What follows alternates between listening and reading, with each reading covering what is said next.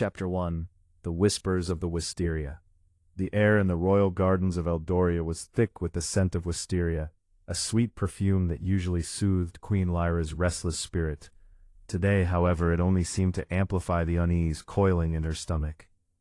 The annual midsummer ball was but a fortnight away, a grand affair meant to celebrate the kingdom's prosperity, and more importantly, to secure Lyra's hand in marriage. Her advisors, their faces etched with a mixture of anticipation and stern duty, had presented her with a short list of eligible princes. Each name was a heavy stone in her palm, a potential future she hadn't chosen. Lyra traced the intricate silver embroidery on her emerald gown, her gaze fixed on the distant silhouette of Castle Eldoria, its spires piercing the cerulean sky. She was a queen by birthright, yet her heart felt like a prisoner within its gilded walls. Her late mother, a woman of formidable will and questionable alliances, had always spoken of duty and lineage above all else. Lyra, however, yearned for something more, a connection, a spark that transcended mere political advantage. Her lady-in-waiting, Maeve, a woman whose loyalty was as unwavering as the sunrise, approached with a silver tray bearing a single crimson rose. "Your Majesty," Maeve murmured, her voice a gentle rustle of silk. "Lord Valerius sends his regards, and this bloom." Lyra accepted the rose, its velvety petals a stark contrast to the pale jade of her skin.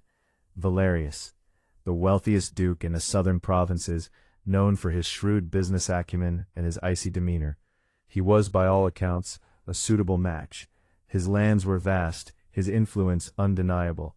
Yet his eyes, when they met hers, held no warmth, only a calculating appraisal. He spoke of alliances and trade routes, never of dreams or shared laughter. "Tell Lord Valerius I am grateful for his thoughtfulness," Lyra replied, her voice carefully modulated. She couldn't let her apprehension show. The weight of Eldoria rested on her slender shoulders, and a weak queen was a vulnerable queen. Later that evening, in the quiet solitude of her chambers, Lyra found herself drawn to the ancient library. The scent of aged parchment and beeswax filled the air, a comforting balm. She ran her fingers along the spines of forgotten histories, searching for a story that might offer solace, or perhaps a different perspective. Her hand paused on a leather-bound tome, its title embossed in faded gold, "The Ballads of the Whispering Isles." As she opened the book, a dried sprig of wisteria pressed between the pages fluttered to the floor. She picked it up, a faint smile touching her lips. It was a small, unexpected token, a reminder of the gardens and the unbidden emotions that stirred within her. The first ballad spoke of a star-crossed love, of a princess who defied a kingdom for a man of humble origins. Lyra read on, her heart catching with each word, a forbidden hope beginning to bloom in the secret garden of her soul. The ball was coming, and with it, a storm of decisions. Chapter 2 The Shadow of the Serpent. The midsummer ball loomed closer, each passing day a relentless march towards a destiny Lyra felt increasingly powerless to shape. The court buzzed with speculation, the whispers in the corridors growing louder and more insistent. Every nobleman, every prince, every visiting dignitary was scrutinized, their potential as Eldoria's consort dissected with eager, often cruel eyes. Lord Valerius, as expected, was a constant presence. He presented Lyra with exquisite gifts, jeweled necklaces that felt heavy and cold against her skin, rare silks spun from moonlit cocoons, and ancient artifacts whispered to possess protective enchantments. He spoke of their future together with a possessive certainty that sent a shiver down her spine.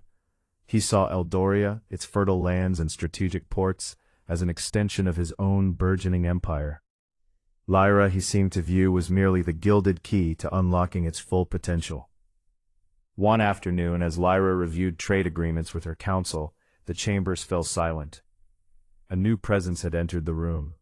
Standing by the grand fireplace, his figure cloaked in shadow, was a man Lyra had not seen before. He was tall, his bearing regal, yet there was an untamed quality to him, an aura of wildness that set him apart from the polished courtiers. His dark hair was unbound, falling around a face that was both stern and strangely captivating. His eyes, a startling shade of amethyst, met hers across the room, and for the first time, Lyra felt a tremor of something other than apprehension. "Your Majesty." The man's voice was a low rumble, a sound that seemed to vibrate in the very stone of the castle. "I am Prince Kaelen of the Northern Marches. I have come to answer your summons for the midsummer ball." Lyra's breath hitched. The Northern Marches, a land of harsh beauty and fierce warriors, a kingdom often at odds with Eldoria's southern neighbors. Kaelen's arrival was unexpected, his presence a disruption to the carefully orchestrated dance of alliances. He spoke with a directness that was both refreshing and disconcerting, his words devoid of the usual courtly flattery. He spoke of the strength of his people, the challenges they faced, and the potential for a stronger, more unified realm. Valerius, seated beside Lyra, offered a tight, almost imperceptible smile. "Prince Kaelen," he said, his voice dripping with veiled condescension, "we are honored by your presence, though I confess the North has always been a remote part of the kingdom. We were not aware Eldoria had so many pressing matters concerning its northernmost territories." Kaelen's gaze remained fixed on Lyra, his amethyst eyes unwavering. "Remoteness, Lord Valerius, is often a matter of perspective, and the strength of a kingdom lies not just in its fertile lands, but in the resilience of its people, wherever they may dwell." A subtle tension settled in the room. A silent battle of wills played out between the two men. Lyra felt a strange sense of exhilaration mixed with unease. Kaelen's presence was like a sudden storm breaking through a placid sky, and she found herself watching him, a flicker of curiosity igniting within her. He was a shadow, yes, but a captivating one, and she couldn't shake the feeling that his arrival was more than just a polite attendance at a royal function. Chapter 3: The Unveiling of Secrets. The days leading up to the midsummer ball were a whirlwind of preparations and clandestine meetings. Lyra found herself increasingly drawn to the enigmatic Prince Kaelen. He was a man of few words, but when he spoke, his pronouncements carried the weight of a seasoned leader. He moved through the court with a quiet confidence, his presence a stark contrast to the sycophantic murmurs of the other suitors. One evening, under the guise of a late-night stroll through the royal gardens, Lyra encountered Kaelen by the ancient sundial. The moon cast long ethereal shadows, and the scent of night-blooming jasmine hung heavy in the air. "You seem contemplative, Your Majesty," Kaelen said, his voice soft, devoid of its usual commanding tone. Lyra hesitated, then decided to confide in him. "The weight of this decision presses upon me, Prince Kaelen. This alliance, it feels like a gilded cage." Kaelen turned to face her fully, the moonlight illuminating the sharp planes of his face. "A cage, however gilded, is still a cage, Your Majesty, and true strength lies in the freedom to choose one's path." He paused, his gaze thoughtful. "Lord Valerius, I sense, seeks to build an empire, and you, Queen Lyra, are merely a cornerstone of his design." His words echoed her own deepest fears. "What do you seek from Eldoria?" A faint smile touched his lips, a rare sight that sent a peculiar flutter through Lyra's chest. "I seek a partner, Your Majesty. Someone who understands the burdens of leadership, who values the strength of their people, and who is willing to forge a future built on mutual respect, not dominance." He then spoke of the North, of its harsh beauty, its proud people, and the constant struggle against encroaching darkness from the desolate lands beyond their borders. He spoke of the need for strong alliances, for shared defense, and for a unity that could withstand any storm. He didn't speak of riches or vast territories, but of shared purpose and the protection of his people. Lyra found herself captivated. Kaelen's vision for the North, and his implied desire for a partnership with Eldoria, resonated deeply with her own yearning for a reign that was both strong and compassionate. He saw her not just as a queen to be acquired, but as an equal, a fellow ruler. Later that week, a messenger arrived with a sealed missive from Lord Valerius. Lyra's hands trembled as she broke the wax seal. The letter was a thinly veiled ultimatum, outlining the terms of their union and the considerable benefits Eldoria would receive under his protection. It was a contract, not a proposal of marriage. The cold, calculating nature of it solidified Lyra's growing apprehension. That same evening, Kaelen presented Lyra with a simple, unadorned silver locket. "It is a tradition in my homeland," he explained, his amethyst eyes holding hers, "to symbolize a bond of trust and shared journey. Should you ever need an ally, Your Majesty, know that the North stands with you." As Lyra clasped the locket around her neck, she felt a surge of defiance, a quiet resolve hardening within her.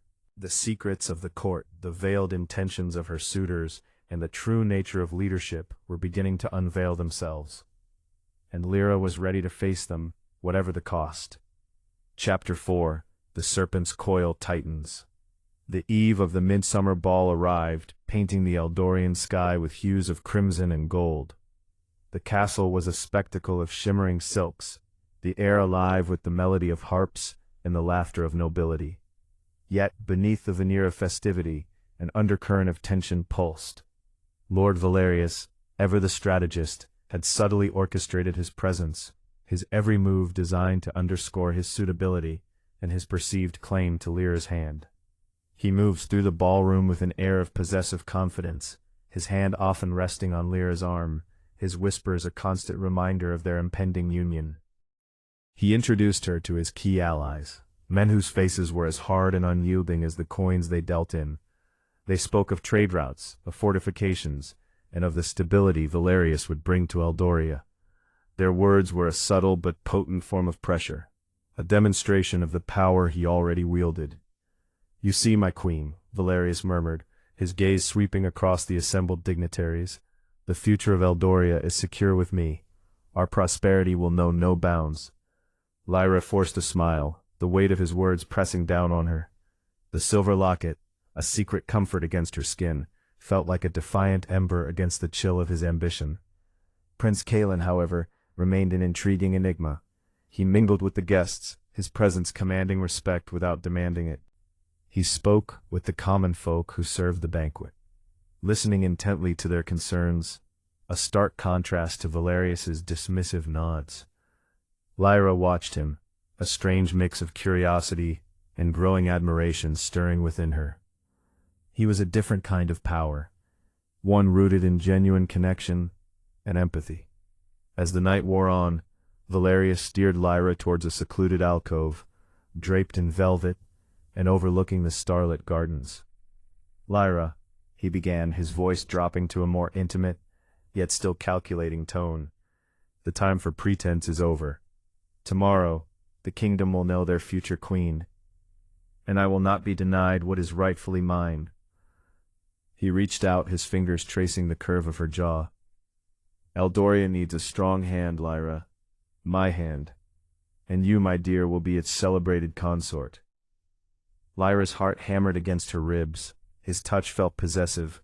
The possessive certainty in his eyes sent a wave of dread through her. This was not a courtship, it was a business transaction, and she was the primary asset.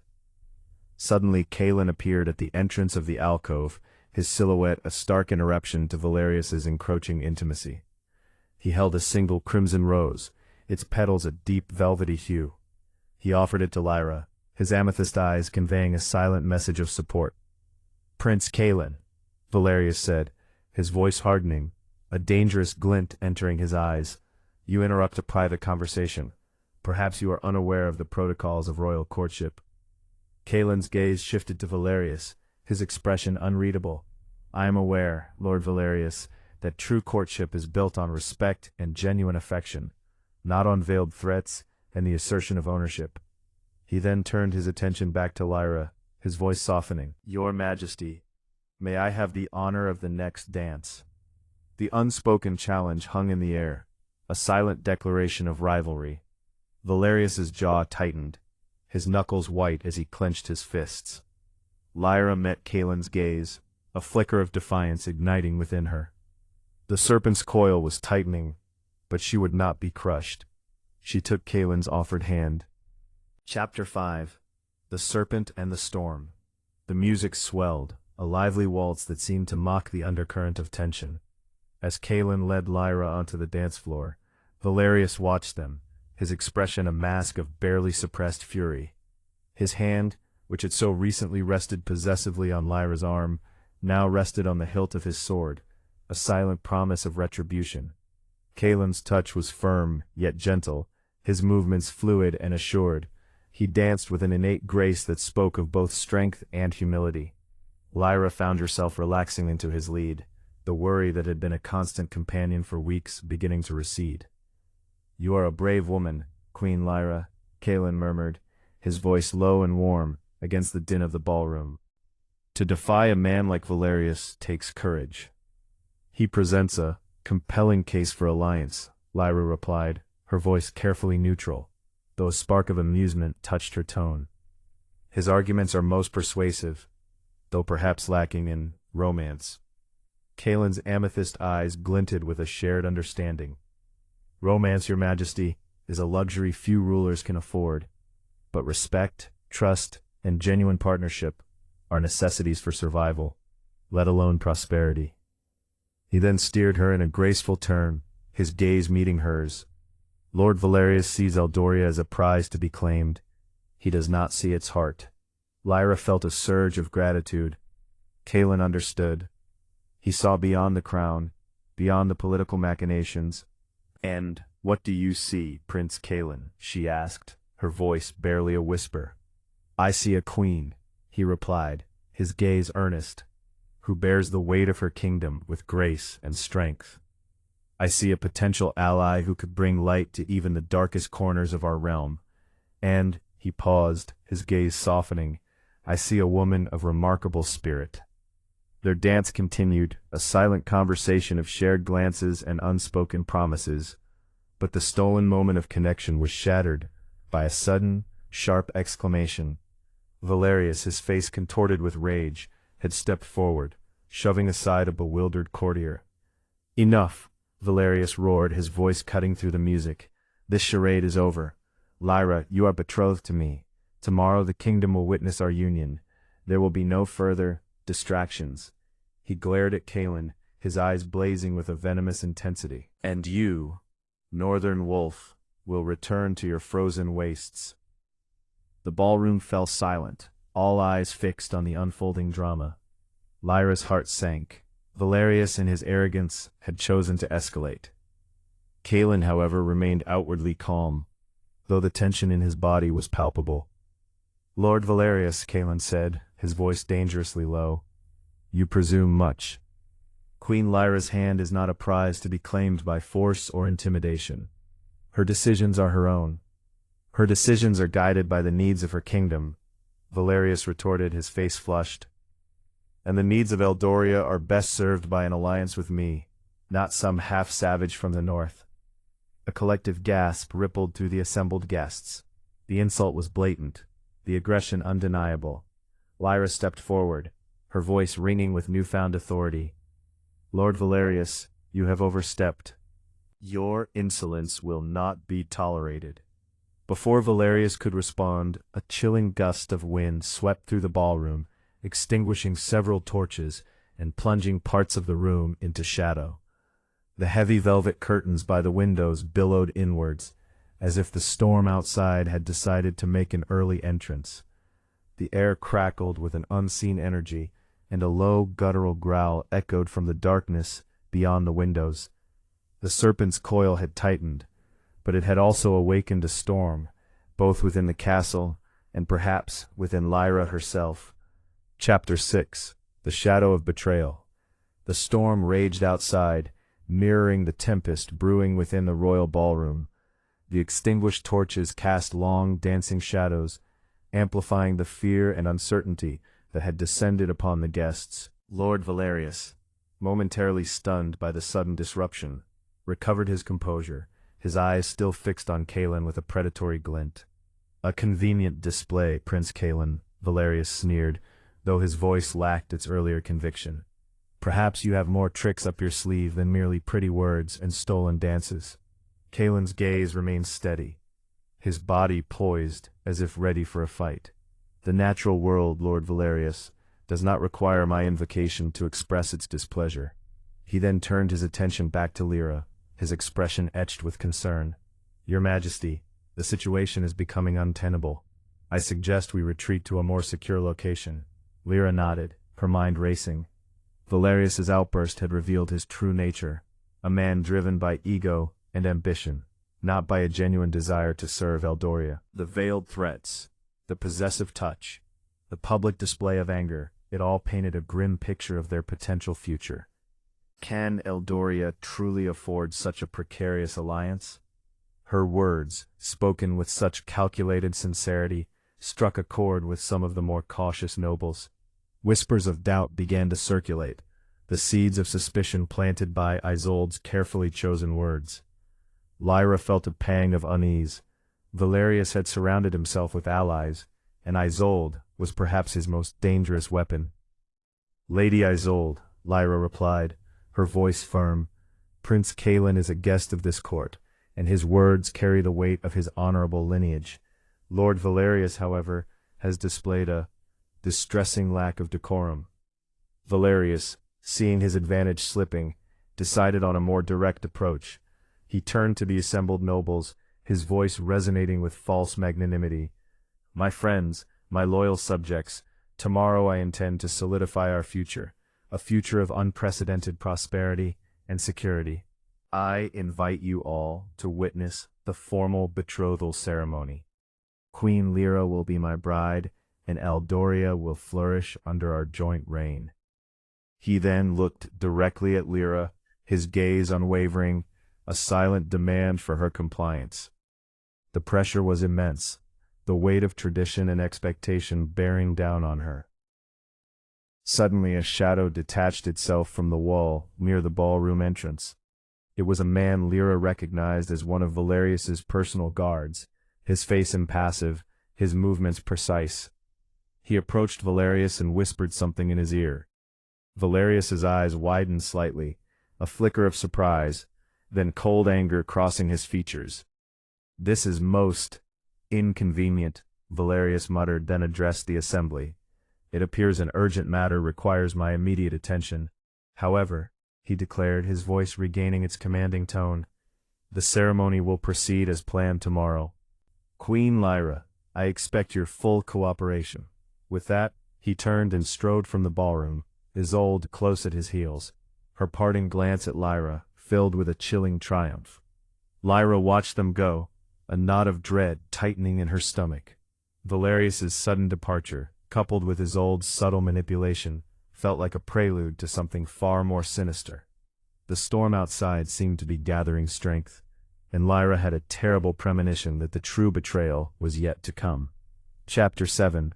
The Serpent's Whisper. The storm outside had finally abated, leaving behind a damp, heavy air and a sky shrouded in bruised clouds. But the calm was deceptive. Within the castle walls, a storm of a different kind was brewing, fueled by Valerius's calculated actions and Isolde's insidious influence. Lyra found herself increasingly isolated. The nobles, swayed by Valerius's promises of prosperity and Isolde's whispers of caution, were beginning to view her hesitation as weakness. She received veiled messages, polite but firm reminders of her duty to Eldoria, of the potential chaos that could ensue from a fractured alliance.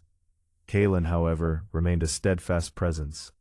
He sought her out whenever he could, their conversations stolen moments in quiet courtyards or hushed library alcoves. He spoke of his homeland, of its people who faced harsh winters and constant threats, of the importance of unity and courage. He didn't offer empty promises of grand futures, but a vision of shared struggle and mutual support. Valerius thrives on fear and manipulation, Your Majesty, Kaelen said one evening, his voice low, as they stood on a secluded balcony, the scent of damp earth rising from the gardens below. Do not let his whispers erode your resolve. It is difficult, Prince Kaelen, Lyra confessed, her voice heavy with weariness. The weight of their expectations, it is crushing. Kaelen met her gaze, his amethyst eyes full of a quiet understanding. The greatest strength, Queen Lyra, is not in yielding to pressure, but in standing firm for what you believe is right. Eldoria deserves a ruler, who leads with wisdom and integrity, not one who is dictated to by fear. He then reached out, his hand hovering near hers, a silent offer of support. If you choose to stand against him, know that you will not stand alone. Lyra's heart ached with a mixture of gratitude and a dawning realization. Kaelen offered not just an alliance but a partnership. A true partnership built on shared values and mutual respect. Valerius, meanwhile, continued his relentless pressure. He presented Lyra with a formal marriage contract, its clauses meticulously drafted to consolidate his power within Eldoria. It outlined his control over trade, his authority over military appointments, and his right to advise and ultimately influence all of Lyra's decisions. It was a document designed to render her a mere figurehead, a queen in name only. Isolde, ever the viper, saw her opportunity. She subtly spread rumors, planting seeds of doubt about Lyra's competence and her suitability to rule. She spoke of Lyra's infatuation with the northern prince, portraying it as a dangerous distraction from her royal duties. She painted Valerius as the only stabilizing force in an increasingly uncertain political landscape. One afternoon, Lyra received a summons to Valerius's private chambers. Her lady-in-waiting, Maeve, her face pale with worry, urged caution. "Your Majesty," Maeve whispered, her hand trembling as she adjusted Lyra's circlet. "Lord Valerius has a reputation for impatience. Be wary." Lyra entered Valerius's chambers, a grand room dominated by maps and ledgers. Valerius stood by a large oak table, a dark smile playing on his lips. Isolde stood beside him, her expression one of smug satisfaction. "Lyra," Valerius began, his voice smooth, yet with an underlying menace, "we have important matters to discuss. The contract, you see, it requires your signature, a mere formality, of course, to ensure the smooth transition of power and the prosperity of our great kingdom." He gestured to the parchment laid out on the table, its intricate script a stark testament to his ambition. "Sign it, and we can finally put an end to all this tiresome uncertainty." Lyra looked at the contract, then at Valerius and Isolde. She saw the avarice in Valerius's eyes, the smug triumph in Isolde's. She felt the weight of her kingdom, not as a burden, but as a responsibility. The serpent's whisper of coercion was loud, but another voice, a voice of courage and conviction, was rising within her. The time for passive acceptance was over. Chapter 8. The Unraveling Thread. Lyra's gaze moved from the damning contract to Valerius's expectant face, then to Isolde's smug satisfaction. A quiet resolve settled within her, a steeliness that had been forged in the crucible of doubt and pressure. She felt the weight of Eldoria, not as a burden to be shed through a forced marriage, but as a sacred trust she was bound to protect. "Lord Valerius," Lyra began, her voice clear and steady, cutting through the syrupy sweetness of his demand, "you speak of prosperity and security, yet the terms of this contract speak only of consolidation of power and the subjugation of my will."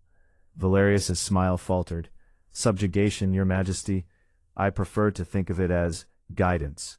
Eldoria requires a strong hand, and mine is the strongest." Isolde stepped forward, her honeyed tone laced with a new sharpness. "Your Majesty, you are being foolish. This is a matter of state. Lord Valerius's influence will secure our borders and fill our coffers. Your fanciful notions of partnership are a luxury we cannot afford." "Fanciful notions, Lady Isolde?" Lyra's gaze met hers, a spark of defiance in her eyes. "Or perhaps a recognition of true strength. Prince Kaelen of the Northern Marches offers an alliance built on mutual respect, not on dominion. He sees me as an equal, not a pawn." Valerius's face darkened. "Kaelen is a barbarian. He understands nothing of diplomacy or governance. He offers only the wildness of his land, a stark contrast to the order and prosperity I represent." He slammed his fist on the table, rattling the inkwell. "Sign the contract, Lyra, or face the consequences. You will find that the entire court stands behind me. Your defiance will be seen as treason." The threat hung heavy in the air, a palpable shadow of Valerius's ambition. Lyra felt a tremor of fear, but it was quickly eclipsed by a surge of indignation. She would not be cowed. I will not sign a document that strips me of my authority and betrays the trust of my people, Lyra declared, her voice resonating with regal authority.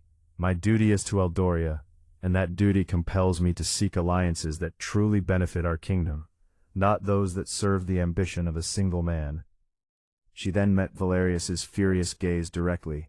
Your offer is rejected, Lord Valerius, and I believe Eldoria would be better served by a leader who values loyalty and integrity above personal gain. Valerius's face contorted with rage. You dare, after all I have done for this kingdom, you dare to refuse me. He turned to Isolde, his eyes blazing. Isolde, make her see reason. Isolde, however, looked uncertain. Lyra's defiance, coupled with the growing unease among some of the nobles who had witnessed Valerius's temper, had shifted the atmosphere. The thread of Valerius's control was beginning to unravel. Just then, the door to the chambers burst open. Prince Kaelen stood there, his presence a beacon of calm strength. Behind him, several of his guards, their expressions serious, stood ready. I believe, Lord Valerius, Kaelen said, his voice even and measured, that Queen Lyra has made her decision abundantly clear. You have no right to coerce her into a marriage she does not desire. Your threats are as hollow as your promises of shared prosperity. Valerius rounded on Kaelen, his fury boiling over. You will regret this, Northern Wolf. You and your queen will pay for this defiance. My queen is not defiant, Kaelen stated, his amethyst eyes fixed on Valerius. She is resolute, and I stand with her. He then turned to Lyra, a subtle nod of respect. Your Majesty, I believe it is time we left this contentious chamber. Lyra met Kaelen's gaze, a surge of relief and gratitude washing over her. With a final defiant look at Valerius and Isolde, she turned and walked towards Kaelen, her head held high. The unraveling thread of Valerius's scheme was becoming a fraying rope, and Lyra, with Kaelen by her side, was ready to sever it. Chapter 9. The Serpent's Strike. The air in the royal chambers crackled with unspoken tension. Lyra, standing beside Kaelen, felt a surge of defiance and a newfound strength. Valerius's fury was a tangible force, his face a mask of thwarted ambition. Isolde, sensing the shift in power, her usual smugness replaced by a flicker of apprehension, stood close to him, her hand resting on his arm. You will regret this, both of you, Valerius spat, his voice raw with rage. You think this is the end? This is merely the beginning. Eldoria will see your foolishness, your weakness. Kaelen stepped slightly in front of Lyra, a protective gesture that did not go unnoticed. Lord Valerius, he said, his voice calm but firm, your reign of manipulation is over. Queen Lyra's decision is final, and it is supported by the true spirit of Eldoria, a spirit you have consistently sought to exploit. Just as Valerius was about to unleash another torrent of threats, a commotion erupted from the corridor outside. The heavy oak door of the chamber was flung open, and a contingent of Eldorian guards, led by the captain of the royal guard, entered. Their presence was an unexpected turn of events, and Valerius's expression shifted from fury to a dangerous calculation. Captain, Valerius addressed the guard, his voice regaining a veneer of authority. You are here at my command. Apprehend Prince Kaelen. He is a threat to the stability of the realm. The captain, a grizzled man named Boren, his face etched with years of loyal service, met Valerius's gaze, then turned to Lyra. Your Majesty, he said, his voice firm and respectful. Lord Valerius has made serious accusations against Prince Kaelen. However, I have received intelligence that suggests otherwise. We have intercepted correspondence detailing Lord Valerius's plans to usurp your authority and destabilize Eldoria for his own gain. He held up a sealed document, its wax bearing Valerius's personal sigil. This clearly outlines his intent to force a marriage and seize control of the kingdom's trade routes and military. A collective gasp swept through the room. Valerius's face drained of color, his eyes darting between the captain and the damning evidence. Isolde, seeing the tide irrevocably turn against them, let out a small, strangled cry.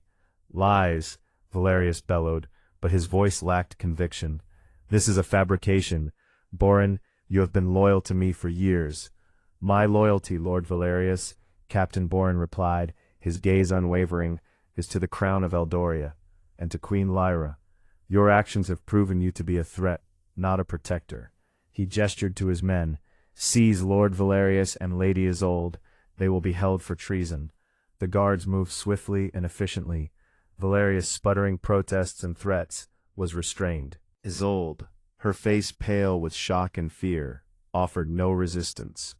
As they were led away, Valerius's furious gaze fell upon Lyra. "You will not get away with this, Queen," he roared, his voice echoing with impotent rage. "This is not over." Lyra watched them go, a heavy sense of relief washing over her, mingled with the somber realization of the path she had chosen. She had averted a crisis, but the consequences of Valerius's thwarted ambition would undoubtedly ripple through the kingdom. She turned to Kaelen, her heart filled with gratitude. "Thank you, Prince Kaelen," she said, her voice soft. "You stood by me when others would have faltered." Kaelen met her gaze, his amethyst eyes filled with a quiet warmth. "You were brave, Queen Lyra. You stood for what was right, and that is a strength that will always prevail." He then offered a small, reassuring smile. "A storm has passed. Now, we must begin to rebuild." The immediate threat was gone, but the serpent's strike had left its mark.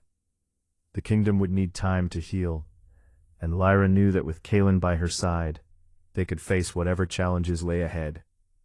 Chapter 10: The Dawn of a New Reign. The immediate aftermath of Valerius's arrest was a whirlwind of pronouncements, confessions, and the quiet reassessment of alliances.